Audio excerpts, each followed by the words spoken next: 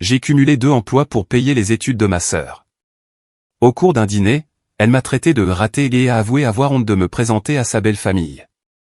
J'ai alors cessé de payer son loyer et j'ai expliqué en détail à la famille les raisons de ma décision. Le silence a suivi. Jusqu'au premier jour du mois. Je m'appelle Jacques et je travaille comme technicien en CVC, chauffage, ventilation et climatisation. Pas très glamour, je sais. Je rampe dans des greniers par 49 degrés Celsius, je dépanne des systèmes en panne en plein mois de janvier quand il fait moins 9 degrés Celsius dehors, et je passe la moitié de mon temps couvert de fibres d'isolant qui vous démangent pendant des jours. Mais vous savez quoi? Je suis sacrément bon dans ce que je fais. Je gagne environ 80 000 € par an maintenant, je suis propriétaire de ma maison sans crédit, je conduis un camion entièrement payé et je n'ai aucune dette. Pas mal pour un gars qui a commencé comme apprenti à 18 ans pour 11 € de l'heure. Ma sœur Manon, 26 ans, c'est une autre histoire. Et par autre, je veux dire qu'elle est l'enfant prodige qui n'a jamais eu à travailler pour quoi que ce soit dans sa vie. En grandissant, le favoritisme n'était même pas subtil. Je parle d'un truc d'un autre niveau qui ferait s'illuminer les yeux d'un thérapeute avec des signes d'euro. Manon était le bébé, la princesse, celle qui ne pouvait rien faire de mal. Pendant ce temps, j'étais essentiellement une pensée après coup avec un pouls. Quand j'avais 14 ans, je voulais rejoindre le club de robotique de l'école. Ça coûtait 180 € pour le matériel et l'inscription. Mon père m'a regardé comme si j'avais demandé un rein. C'est beaucoup d'argent, Jacques. Peut-être que tu pourrais tondre quelques pelouses pour le gagner. Pendant ce temps, les cours de danse de Manon la même année, 320 € par mois, plus les costumes, plus les frais de compétition. Jamais remis en question une seule fois. Le lycée, c'était plus ou moins la même chose. J'ai travaillé dans un fast-food en première et en terminale pour m'acheter ma propre voiture. Une Renault Clio d'occasion de 1998 qui consommait de l'huile et dont la portière passager ne s'ouvrait pas de l'extérieur. Manon a eu une Peugeot 308 neuve pour son 16e anniversaire. Intérieur en cuir rouge vif, toutes les options. Maman a pleuré de joie quand Manon est partie avec pour la première fois. Quand j'ai finalement réussi à faire rouler ma Clio après 3 mois d'économie et de réparation avec des vidéos YouTube, papa a juste dit, assure-toi de faire les vidanges. La vraie divergence s'est produite au moment des inscriptions à l'université. J'avais des notes correctes, une moyenne de 14/20, rien de spectaculaire, mais solide. J'ai été accepté à l'université publique avec une bourse partielle. Le reste aurait coûté environ 14 000 € par an après les prêts. Je me souviens d'être assis à la table de la cuisine avec ma lettre d'admission, excité pour une fois. Papa a à peine levé les yeux de son journal. Tu prévois de travailler pendant tes études, n'est-ce pas? On ne peut pas beaucoup aider. Pas beaucoup aider. Traduction, on n'aidera pas du tout. La situation universitaire de Manon, un univers complètement différent. Elle avait une moyenne de novembre 2020, a été rejetée de ses 3 premiers choix, mais a finalement réussi à intégrer une grande école de commerce privée et chic à l'autre bout de la France. Les frais de scolarité étaient de 48 000 € par an, sans compter le logement, les repas, les livres, les frais de son association étudiante, ses vacances de printemps à Cannes. Quand j'ai demandé comment diable ils allaient se le permettre, maman a pris cet air défensif. Nous économisons pour l'éducation de Manon. Tu sais, elle a toujours voulu aller dans une bonne école. Et moi, ai-je demandé, sincèrement confus. Avez-vous économisé pour moi aussi? Le silence qui a suivi m'a tout dit. Il s'est avéré qu'il y avait un fonds pour les études, un seul. Il l'avait commencé à la naissance de Manon et y avait mis chaque euro disponible pendant des années. Le plan était d'en commencer un deuxième pour moi plus tard, mais les temps sont devenus durs, et ils ne l'ont jamais fait. Donc, Manon a eu un fonds d'études de 185 000 € tandis que je n'ai rien eu. Et il ne voyait absolument aucun problème à cela.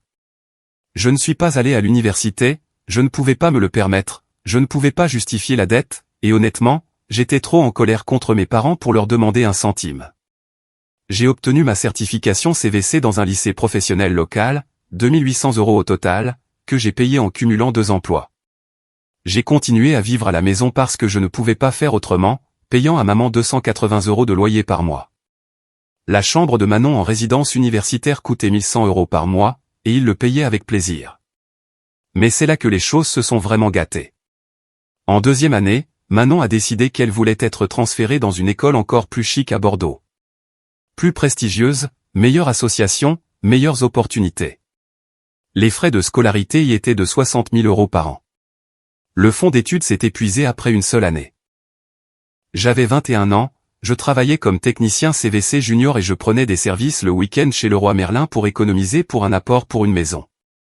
J'avais environ 17 000 € d'économie après 3 ans de labeur, gardés sur un compte épargne à haut rendement, les regardant fructifier centime par centime. Maman m'a appelé dans le salon un dimanche. Papa était là aussi, l'air mal à l'aise, ce qui aurait dû être mon premier signe d'alerte. « Jacques, chéri, nous devons parler de Manon. » Ça y est, pensais-je. Il s'est avéré que l'école chic de Manon à Bordeaux allait coûter bien plus que prévu. Le fonds d'études était vide. Ils avaient contracté des prêts parentaux pour sa première année, mais ne pouvaient pas en obtenir plus. Manon était apparemment dévastée à l'idée de ne pas finir ses études dans l'école de ses rêves. « Alors, qu'est-ce que vous me demandez ?» dis-je, connaissant déjà la réponse. Maman a fait ce petit geste agité de la main qu'elle fait quand elle s'apprête à demander quelque chose de déraisonnable. « Nous espérions que tu pourrais peut-être aider. Juste pour cette année, peut-être 18 500 €. Nous te rembourserons dès que nous le pourrons. » J'ai ri, j'ai vraiment ri aux éclats, ce qui n'était clairement pas la réponse qu'ils attendaient. « Vous voulez que je vous donne l'argent que j'ai économisé pour une maison ? L'argent que j'ai gagné en travaillant 2 fois plus pendant que Manon faisait la fête à Bordeaux ? Ce n'est pas comme ça, a dit papa. Manon a travaillé très dur. À quoi ? Instagram ? La dernière fois que j'ai vérifié, elle poste des photos de brunch 4 fois par semaine. L'expression de maman s'est durcie. Jacques, elle fait des études. C'est important. Les miennes aussi. Apparemment, juste pas assez importante pour que vous économisiez. La séance de culpabilisation qui a suivi était magistrale. Je devais leur reconnaître ça. Ils ont sorti tous les classiques. C'est ta sœur. La famille s'entraide. Quand tu auras des enfants, un jour tu comprendras. Nous t'avons tant donné. Et mon préféré, tu es égoïste. J'ai cédé. Je ne sais pas pourquoi. Peut-être la culpabilité. Peut-être le regard désespéré sur le visage de maman. Peut-être que j'étais juste trop épuisé par mes semaines de 60 heures pour me battre. Je leur ai donné 18 500 €. Presque tout ce que j'avais économisé. Nous te rembourserons, a promis papa. Une fois que nous aurons renégocié le prêt de la maison. C'était il y a 5 ans. Je n'ai revu aucun euro de cet argent. Mais attendez, ça s'améliore. 3e année de Manon. Même situation. Ces prêts n'étaient pas suffisants. Est-ce que Jacques pouvait aider à nouveau ? Juste 14 000 € cette fois. Elle a presque fini. C'est un investissement dans son avenir. Je venais de commencer à gagner un peu mieux ma vie, en gravissant les échelons pour devenir technicien principal. J'avais économisé environ 7 500 € depuis que je leur avais donné les 18 500 €. Stupide que j'étais, je leur ai donné ça aussi. En plus, j'ai contracté un prêt personnel pour le reste. Je me suis dit qu'au moins cette fois, j'aurais une trace, quelque chose d'officiel. Dernière année, vous l'avez deviné, 11 000 € de plus. Cette fois, je l'ai mis sur une carte de crédit à 18% d'intérêt parce que j'étais à sec. Et ils ont fait croire que Manon devrait abandonner à seulement 3 mois de la remise des diplômes si je n'aidais pas. Montant total que j'ai payé pour le diplôme de Manon, 44 000 €. Montant total que j'ai reçu en remerciement, un texto qui disait « Merci frérot, t'es le meilleur », avec un emoji cœur. Après que Manon a obtenu son diplôme avec mention en communication, quoi que diable on fasse avec ça, elle est revenue à la maison pendant 6 mois, sans payer de loyer, évidemment. Elle a passé la plupart de son temps à chercher un emploi, ce qui signifiait apparemment faire défiler LinkedIn en regardant Netflix. Elle a finalement décroché un poste en marketing dans une entreprise de taille moyenne. Son salaire de départ était de 45 000 €, ce qui n'est pas mal pour un premier emploi. Maman lui a organisé un grand dîner de célébration, a invité toute la famille élargie, a acheté un gâteau chic, a fait tout un discours sur sa fierté de voir Manon réussir par elle-même. Je gagnais 65 000 € à ce moment-là et vivais dans ma propre maison que j'avais achetée 2 ans auparavant. Personne ne m'avait organisé de dîner. Manon a emménagé dans un appartement branché en centre-ville avec 2 colocataires. Le loyer était élevé, 1 300 € pour sa part, mais elle voulait vivre dans le quartier des jeunes professionnels. Maman et papa l'aidaient avec le loyer pendant qu'elle s'installait, ce que je n'ai appris qu'en les entendant en parler. Attendez, vous payez son loyer, ai-je demandé. Juste jusqu'à ce qu'elle soit autonome, a dit maman sur la défensive. Je suis autonome depuis que j'ai 18 ans. Je ne me souviens pas que quelqu'un m'ait aidé avec mon loyer. C'était différent. Tu avais un métier. Manon a besoin de temps pour construire sa carrière. Différent, encore ce mot. Environ un an après que Manon a commencé son travail, elle a rencontré Clément. Un gosse de riche de la banlieue, qui travaille dans la finance, conduit une BMW que son papa lui a achetée. Le vrai type qui a atteint son apogée dans son BDE. Vous voyez le genre. Cheveux parfaitement gominés, polo avec le col relevé. Dit probablement assez comme ça au moins 6 fois par jour. Manon était absolument sous le charme. Elle a commencé à poster constamment des photos de couple. Eux dans des restaurants chics, eux à la maison de campagne de sa famille, eux en week-end à Nice et à Lyon. Tous des endroits qui coûtaient de l'argent que je savais qu'elle n'avait pas, puisque son travail en marketing ne rapportait pas des fortunes. Quand je lui ai demandé comment elle se payait tout ça, elle est devenue cassante. Clément paie pour la plupart des choses. Ça ne le dérange pas, bien sûr que non. Je suis sûr qu'il est très facile d'être généreux quand votre héritage a plus de 0 que mon salaire annuel. 2 ans plus tard, Clément a fait sa demande. Une grande demande en mariage élaborée dans un restaurant chic où ils servent certainement des portions de la taille de timbre-poste pour 75 €. Manon m'a appelé en pleurant de joie, n'arrêtant pas de parler de la bague. 2,5 carats, monture personnalisée, blablabla. Les fiançailles ont tout accéléré. Manon a commencé à planifier un mariage gigantesque. Je parle de plus de 200 invités, un lieu de réception dans un domaine viticole, open bar, un groupe de musique, la totale. Elle a engagé une organisatrice de mariage qui coûtait probablement plus cher que mon camion. Les parents de Clément contribuaient apparemment de manière significative, ce qui, j'ai appris plus tard, signifiait qu'ils payaient pratiquement tout. Le lieu seul coûtait 14 000 €. La robe de Manon coûtait 4 000 €. Les robes de ces demoiselles d'honneur, qu'elle a choisies et s'attendait à ce qu'elles paient, coûtaient 280 € chacune. Maman était en mode mère de la mariée à fond, postant constamment sur les préparatifs du mariage, allant à chaque essayage de robe, chaque dégustation de gâteau, chaque visite de lieu. C'est devenu toute sa personnalité pendant 6 mois. À cette époque, Manon a quitté son appartement pour emménager avec Clément avant le mariage.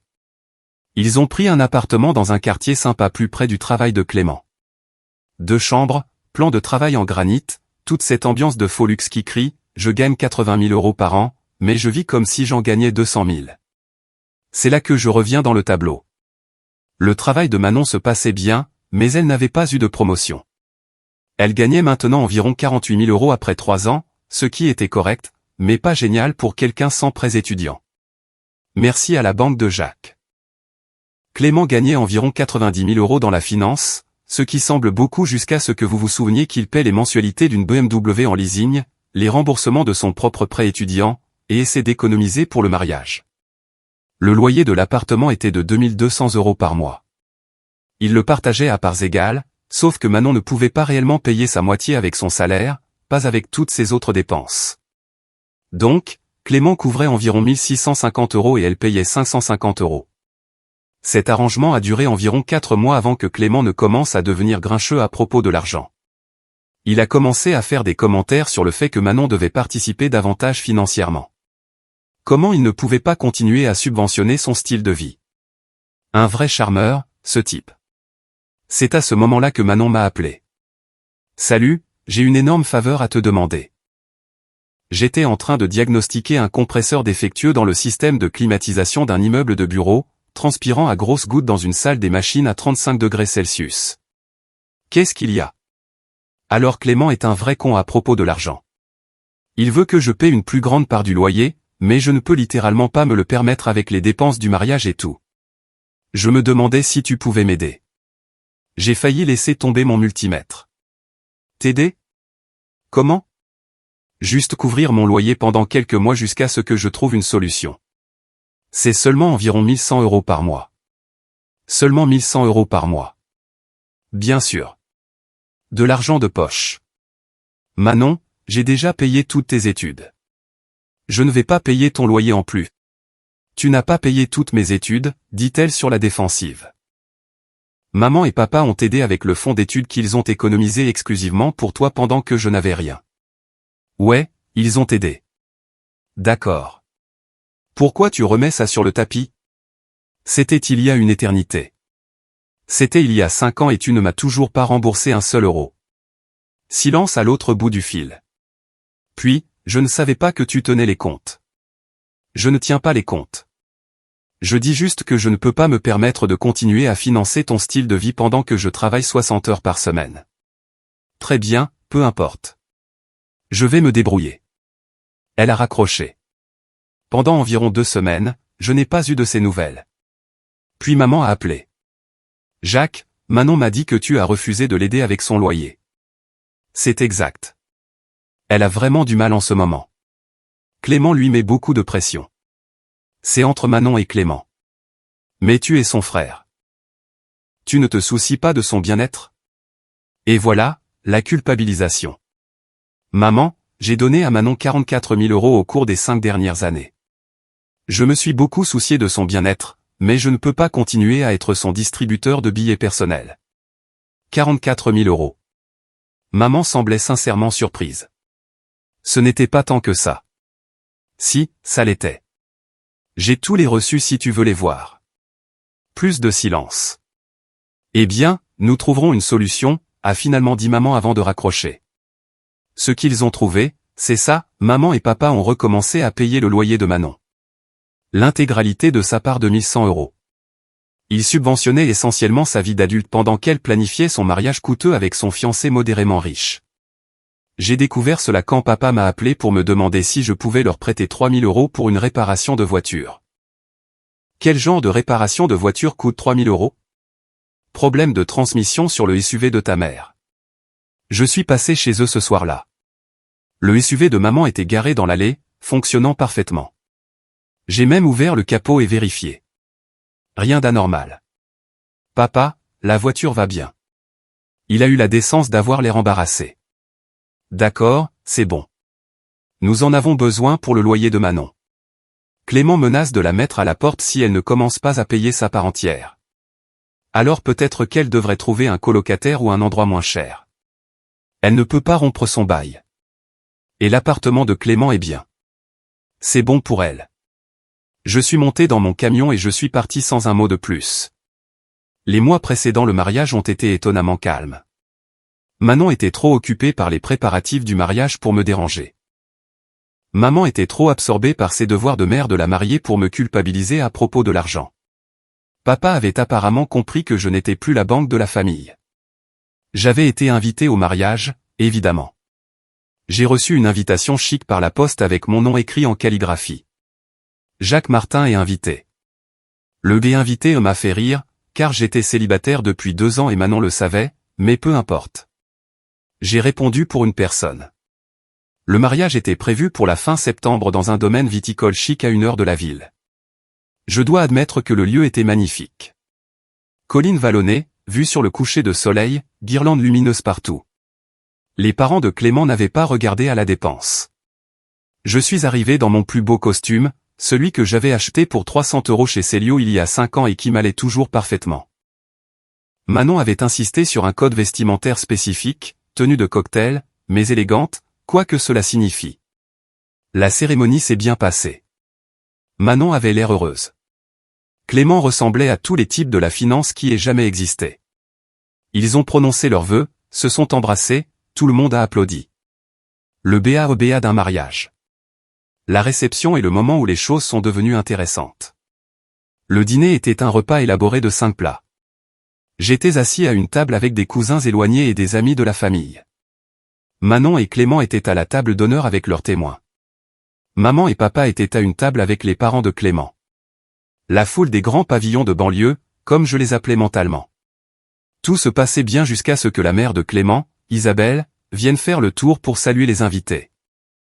C'était une femme parfaitement apprêtée d'une 50aine d'années, portant des perles et ce sourire que les riches arborent quand ils sont polis mais vous jugent intérieurement. Vous devez être Jacques, dit-elle en me tendant la main. Le frère de Manon. C'est moi, dis-je en lui serrant la main. Et que faites-vous dans la vie? Technicien CVC. Son sourire n'a pas changé, mais quelque chose dans ses yeux a changé. Oh, comme c'est pratique.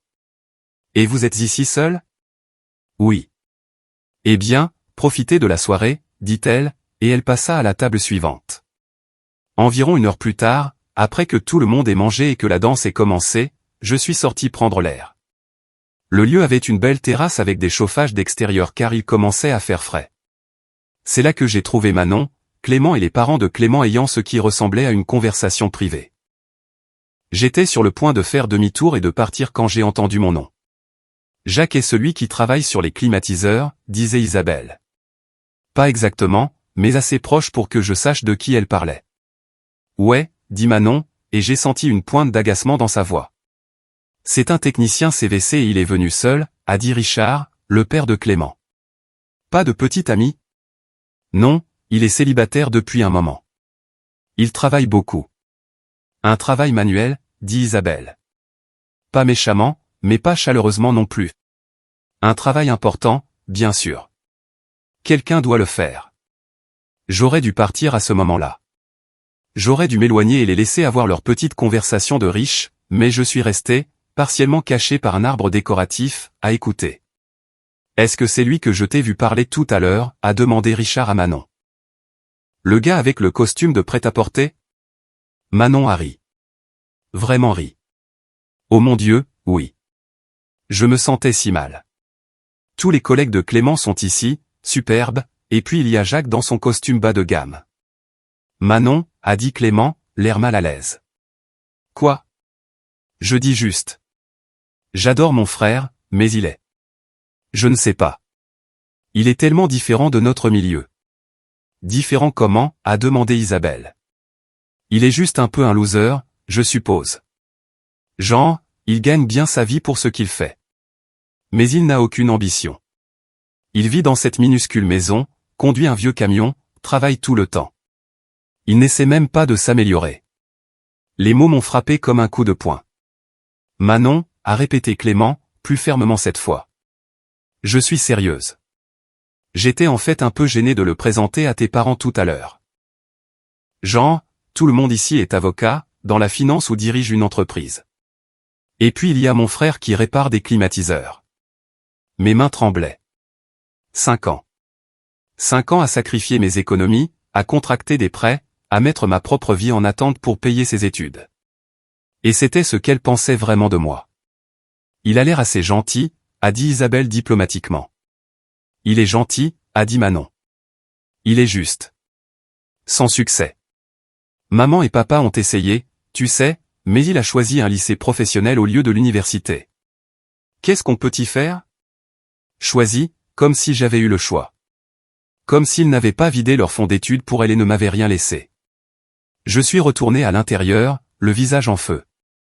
Je suis allé directement au bar et j'ai commandé un whisky. Je l'ai bu d'un trait. J'en ai commandé un autre. J'en étais à mon 3e quand maman m'a trouvé. Jacques, te voilà. Les parents de Clément veulent prendre une photo de famille avec tout le monde. Sans moi. Quoi? Ne sois pas ridicule. Viens. J'ai dit non. Elle m'a attrapé le bras. Qu'est-ce qui ne va pas avec toi? Je me suis dégagé. Demande à Manon ce qui ne va pas avec moi.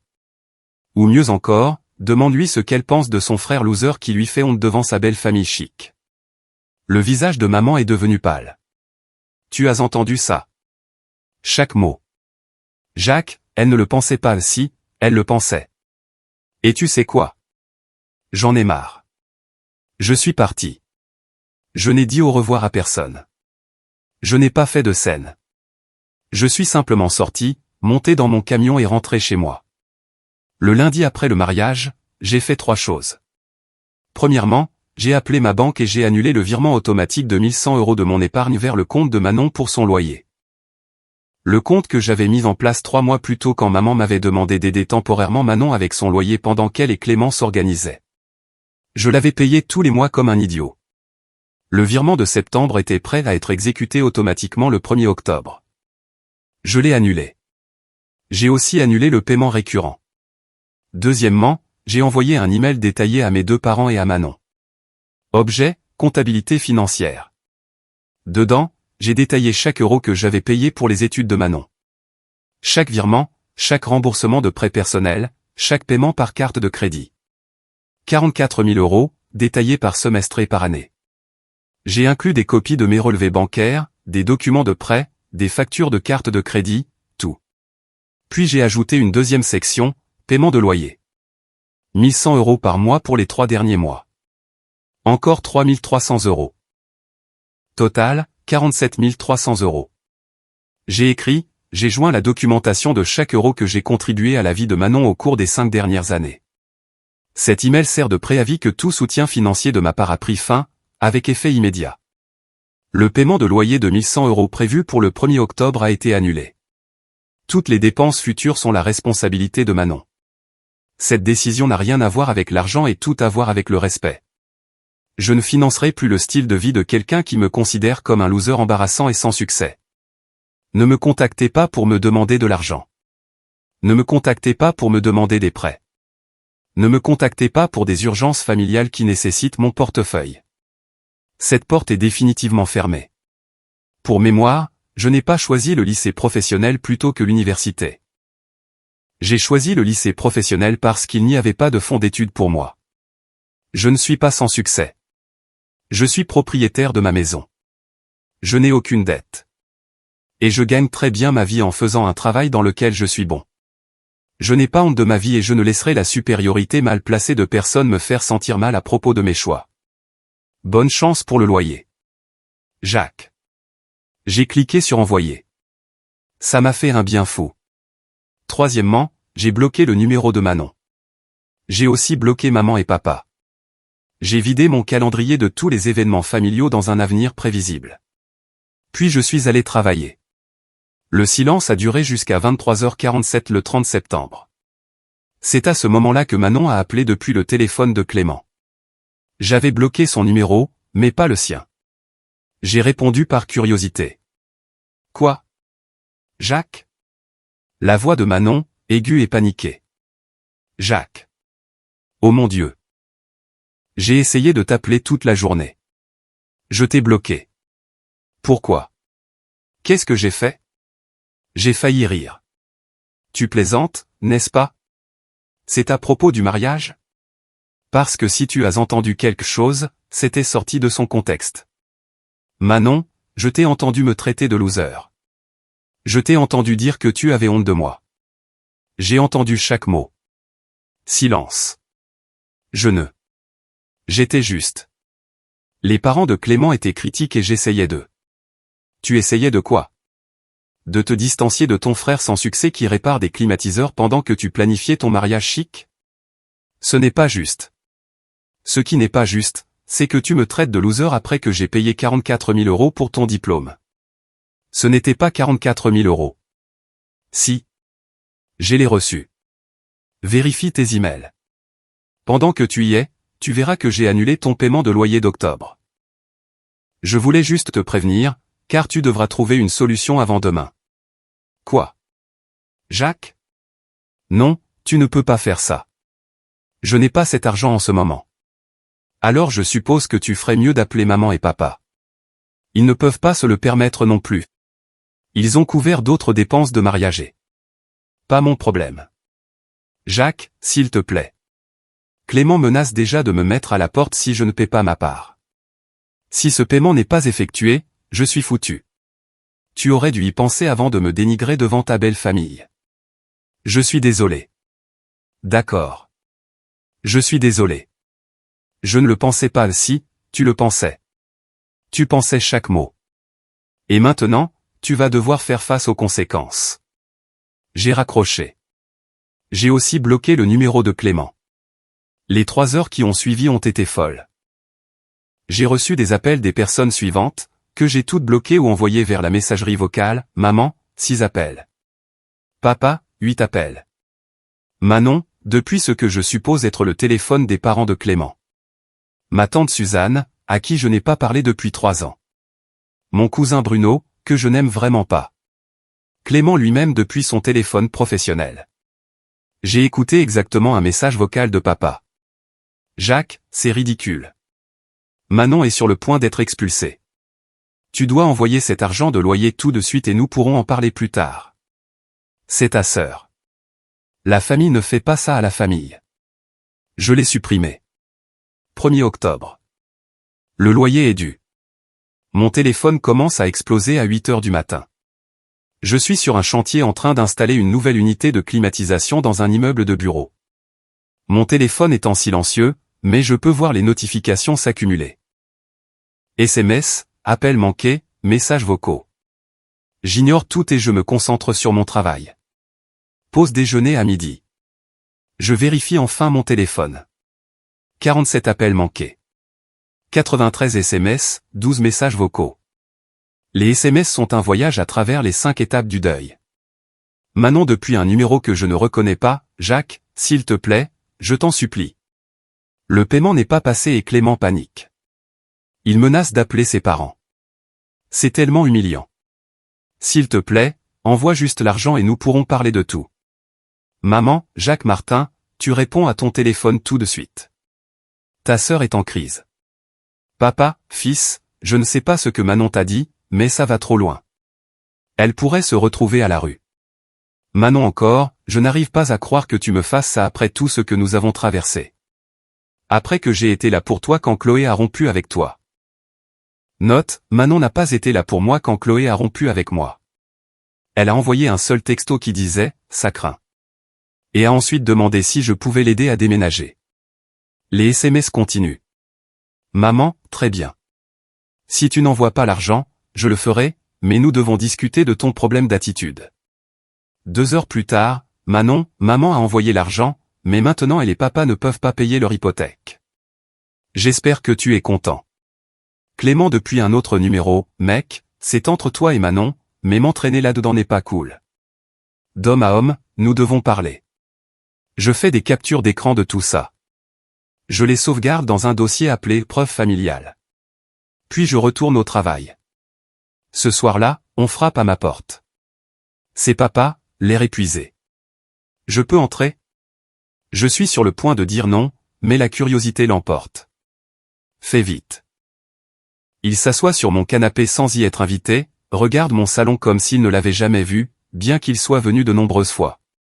Ta mère et moi avons dû vider nos économies pour couvrir le loyer de Manon. D'accord. D'accord, c'est tout ce que tu as à dire? Que veux-tu que je dise? Je vous ai dit il y a 3 mois que je n'allais pas continuer à le payer. Tu n'as pas dit que tu la couperais sans préavis. J'ai donné un préavis dans mon email, envoyé lundi matin. Le loyer n'était dû que vendredi. Ça fait 4 jours de préavis. 4 jours pour trouver 1100 €. 4 ans pour me rembourser 44 000 €. Le visage de papa devient rouge. Cet argent était un cadeau. Non, c'était des prêts que vous avez promis de rembourser. Au pluriel. Plusieurs prêts sur lesquels je paie encore des intérêts. Pendant que Manon se plaint de combien je suis embarrassant. Elle était contrariée au mariage. Elle ne le pensait pas, papa, arrête. Elle pensait exactement ce qu'elle a dit. Elle pense que je suis un loser. Vous pensez ça depuis des années. La différence, c'est qu'elle l'a finalement dit à voix haute. Ce n'est pas vrai. Non. Quand est-ce que tu m'as demandé des nouvelles de mon travail pour la dernière fois? Quand est-ce que tu es venu voir ma maison pour la dernière fois? Assister à une étape importante de ma vie qui n'impliquait pas de donner de l'argent à Manon? Il se tait. C'est ce que je pensais. Tu peux partir. Jacques. Sors de chez moi. Il part. Je verrouille la porte derrière lui. Au cours de la semaine suivante, la campagne pour me faire craquer s'intensifie. Maman passe sur mon lieu de travail. Elle se pointe carrément dans cet immeuble de bureau où j'installe des conduits. La sécurité doit la raccompagner dehors parce qu'elle hurle dans le hall que je suis un fils terrible. Manon crée un faux compte Facebook pour m'envoyer un message parce que j'ai bloqué son vrai compte. Le message fait 7 paragraphes sur la façon dont je déchire la famille, comment elle va perdre Clément et comment tout est de ma faute. Je fais une capture d'écran, je bloque le compte et je retourne regarder Netflix. La mère de Clément, Isabelle, appelle mon numéro professionnel, je ne sais comment. Mon patron me passe l'appel, pensant que c'est un client. Jacques, c'est Isabelle Dubois, la mère de Clément. Je pense que nous devrions parler de cette situation avec Manon. Je ne pense pas que ce soit nécessaire. Clément est très contrarié. Cela met une pression sur leur mariage avant même qu'il n'ait commencé. Alors peut-être que Clément aurait dû épouser quelqu'un qui pouvait payer son loyer. C'est incroyablement grossier. Tout comme traiter quelqu'un de loser sans succès au mariage de son propre frère. Silence. Puis, Manon a dit que vous aviez sorti ça de son contexte. Manon est une menteuse. Bonne journée. Je raccroche. Mon patron, Gérard, passe la tête dans mon bureau. Tout va bien? Affaire de famille. Désolé pour ça. Pas de souci. Mais peut-être, ne réponds pas à ta ligne professionnelle si c'est pour dire aux dames riches de passer une bonne journée sur ce ton. Il sourit, cependant. Le tournant se produit 2 semaines après que j'ai coupé les ponts avec Manon. Je suis chez Leroy Merlin pour acheter des fournitures quand je tombe sur Clément. Pure coïncidence. Il est dans le rayon électricité, l'air perdu, et je prends des connecteurs. Jacques. Clément. Silence gêné. On peut parler? Ça dépend. Tu es ici pour me convaincre de payer le loyer de Manon? Non, en fait, je suis ici pour m'excuser. Ça m'arrête. Pourquoi? Pour ne pas avoir mis fin à cette conversation au mariage. Quand mes parents et Manon te dénigraient, j'aurais dû dire quelque chose. Au lieu de ça, je suis resté assis là comme un lâche. J'étudie son visage, essayant de savoir si c'est une sorte de tactique de manipulation. Manon m'a tout dit, continue-t-il. À propos de l'argent pour les études. Des prêts que tu as contractés. Elle m'a menti sur beaucoup de choses. Comme quoi? Comme la façon dont elle payait le loyer avant notre mariage. Il s'avère que tes parents couvraient la moitié et que tu couvrais l'autre moitié. Je pensais qu'elle payait avec son salaire. Quand j'ai découvert qu'elle avait menti, ça a en quelque sorte tout recadré. Alors, quoi? Tu la mets à la porte? Non, mais je lui fais payer sa part entière à partir de maintenant. Mes parents ont aussi eu des choses à dire sur cette conversation au mariage. Ma mère s'est sentie mal après que tu lui as dit que Manon mentait sur ta situation. Elle a fait quelques calculs et s'est rendue compte que tu gagnes presque autant que moi, sauf que tu es propriétaire de ta maison sans crédit et que je suis noyé sous les prêts étudiants. Toute cette conversation semble surréaliste. Pourquoi tu me dis ça? Parce que Manon a joué la victime auprès de tous ceux qui voulaient bien l'écouter. Et quelqu'un doit dire la vérité. Tu n'es pas le méchant ici, mec. C'est elle. Nous restons là, dans le rayon électricité, pendant une autre minute, sans rien dire. Pour ce que ça vaut, dit finalement Clément, je pense que tu as pris la bonne décision. Il part. J'achète mes connecteurs et je rentre chez moi. Cette conversation a dû déclencher quelque chose, car le lendemain, je reçois un appel de maman. Je suis sur le point de ne pas répondre, mais quelque chose me dit de décrocher. Jacques. Maman. Ton père et moi devons te parler. Peux-tu passer? Pourquoi? S'il te plaît. Contre mon meilleur jugement, je passe ce soir-là. Ils sont tous les deux assis dans le salon. Papa a l'air d'avoir vieilli de 10 ans en 2 semaines. Les yeux de maman sont rouges, comme si elle avait pleuré. Assieds-toi, dit maman. Je reste debout. De quoi s'agit-il? Papa s'éclaircit la gorge. Nous avons beaucoup réfléchi à tout. À la façon dont nous t'avons traité au fil des ans. J'attends. Nous te devons des excuses, dit maman. De vraies excuses. Pas seulement à propos du fonds d'études, mais à propos de tout. La façon dont nous avons favorisé Manon. La façon dont nous t'avons pris pour acquis. La façon dont nous avons traité ton travail comme s'il valait moins que le sien. Qu'est-ce qui a provoqué ça? La mère de Clément nous a appelés, dit papa. Elle a dit des choses difficiles à entendre sur la façon dont nous avions élevé Manon pour qu'elle se croie meilleure que les autres. Comment nous lui avions permis de devenir quelqu'un qui utilise les gens et les jette. Elle a aussi dit, continue maman, la voix brisée, que si elle avait eu un fils qui avait payé toutes les études de sa sœur et n'avait rien demandé en retour, elle le remercierait tous les jours au lieu de le traiter comme une banque. Le silence s'installe dans la pièce. Elle a raison, dit finalement papa. Tout ce qu'Isabelle a dit, elle a raison. Nous avons été des parents terribles pour toi. Je ne sais pas quoi dire. C'est ce que je voulais entendre depuis des années. Mais maintenant que ça arrive, ça semble vide. Manon déménage, dit maman. Clément lui a dit que soit elle met de l'ordre dans ses finances, soit les fiançailles sont rompues. Elle revient vivre à la maison avec nous. Et vous la laissez faire. Nous lui faisons payer un loyer, dit papa. 1 000 € par mois, le même prix que le marché pour une chambre dans le coin. Elle ne peut pas se le permettre avec son salaire. Alors elle devra se débrouiller, dit maman fermement. Nous ne pouvons pas continuer à encourager ce comportement. Isabelle a été très claire là-dessus. Si nous continuons à sauver Manon de chaque conséquence, elle n'apprendra jamais. C'est surréaliste d'entendre ma mère dire ça. La même femme qui avait un jour apporté les devoirs oubliés de Manon à l'école pendant sa semaine d'examens finaux à l'université. Et l'argent que je vous ai prêté? Je demande. Les 44 000 €? Ils échangent un regard. Nous ne pouvons pas le rembourser en totalité pour l'instant, admet papa. Mais nous voulons mettre en place un plan de paiement. 450 € par mois jusqu'à ce que ce soit remboursé. Nous le mettrons par écrit, le rendrons officiel. Pourquoi devrais-je vous croire que vous paierez réellement? Parce que si nous ne le faisons pas, dit maman, Isabelle Dubois a clairement fait savoir qu'elle s'assurerait que tout le monde dans leur cercle social sache exactement quel genre de personnes nous sommes. Et après l'avoir rencontrée, elle et ses amis, je ne peux pas me permettre ce genre de suicide social. Donc, ce n'est pas la culpabilité, c'est la pression sociale. D'une certaine manière, c'est à la fois décevant et sans surprise. J'y réfléchirai, dis-je, et je pars. 2 jours plus tard, Manon se présente à ma porte. Je la regarde à travers ma sonnette connectée pendant une bonne minute avant de décider d'ouvrir la porte. Elle a l'air mal en point, les cheveux en chignon décoiffés, pas de maquillage, en jogging et un vieux sweat de fac.